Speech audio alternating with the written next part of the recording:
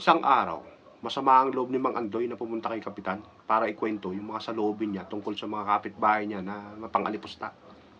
Bakit po kayo nandito, Mang Andoy? Ano po bang ipaglilingkod ko sa inyo? Ang sabi ni Kapitan.